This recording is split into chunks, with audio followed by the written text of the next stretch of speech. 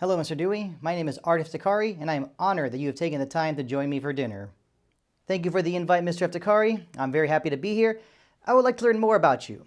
Tell me about how you contribute to the field of education. Sure. I teach world history at the high school level. I am currently in my third year at my school site. Tell me about what your students gain from your guidance. What do my students gain?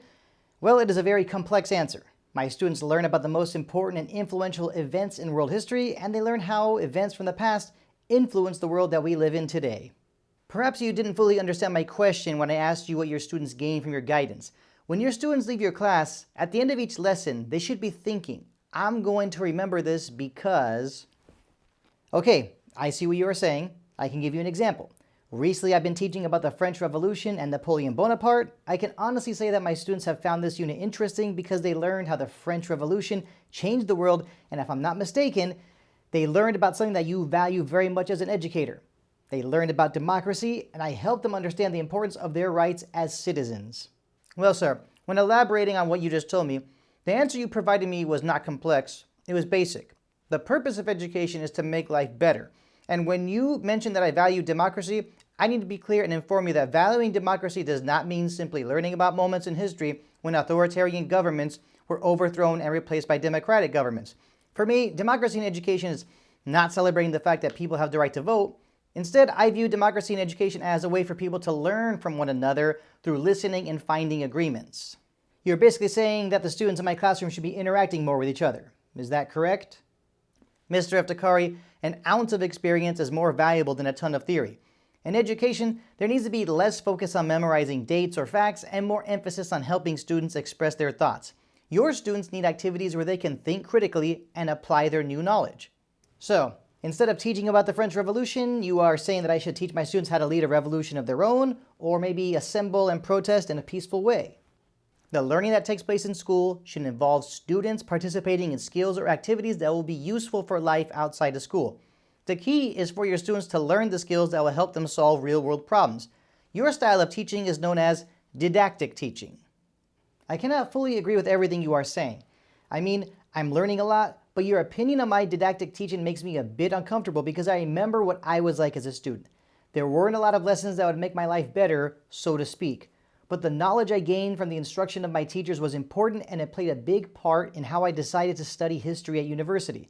I obviously paid attention and became motivated to learn more about history.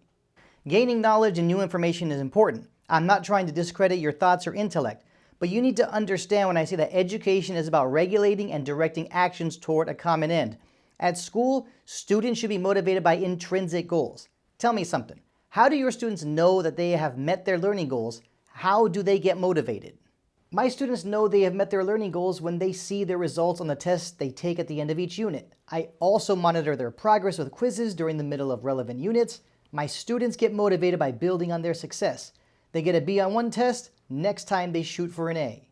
Clearly, you are a teacher who cares more about the product than the process. It is the quality of the learning experience that is important, not turning the classroom into a competition where you have certain students being glad that they earned higher grades than their classmates. Earlier, you asked me about motivation. Is it really a problem if my students get motivated because they want to keep earning good grades and build on the material that they learned? Now you are onto something, but I am not referring to the grades. I'm talking about students building on the material they have learned. As an educator, one of the aims is to create perpetual learners, and a big part of that is growth. We want our students to develop their abilities to learn more and accomplish more growth. I have seen my students accomplish growth. I once had a lesson about the Nazi provocation that led to the start of World War II. I showed my students video clips about the build-up to World War II. I split them up into groups of 4. They learned that the Allies would only attack Nazi Germany if Hitler was seen as the aggressor towards Poland.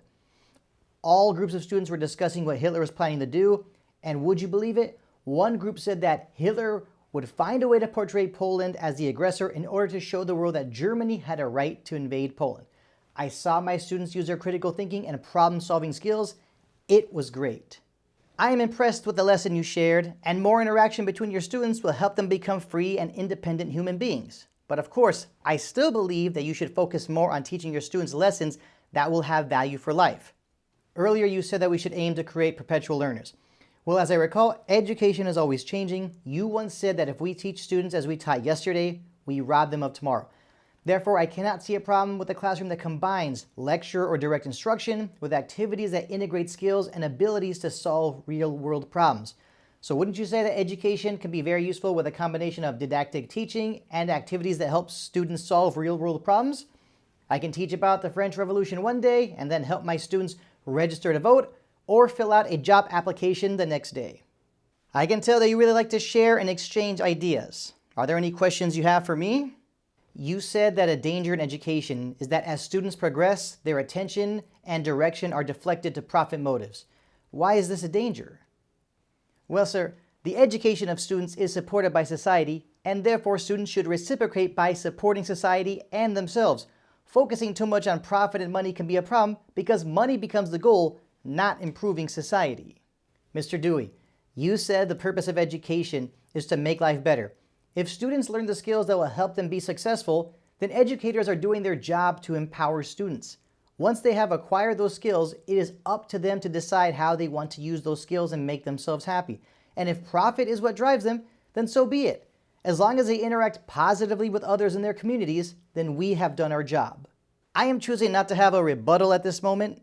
Instead, I will reflect on our conversation in my own time. Thank you, Mr. Dewey. This was a very productive dinner, and I just want to finish by telling you that I will do my best to have student-centered interactive lessons every day. But there are going to be those days when direct instruction will be fine. Perhaps the solution is for teachers to put their heads together and share their most successful interactive student-centered lessons so that everyone adds more of these student-centered lessons to their education arsenals.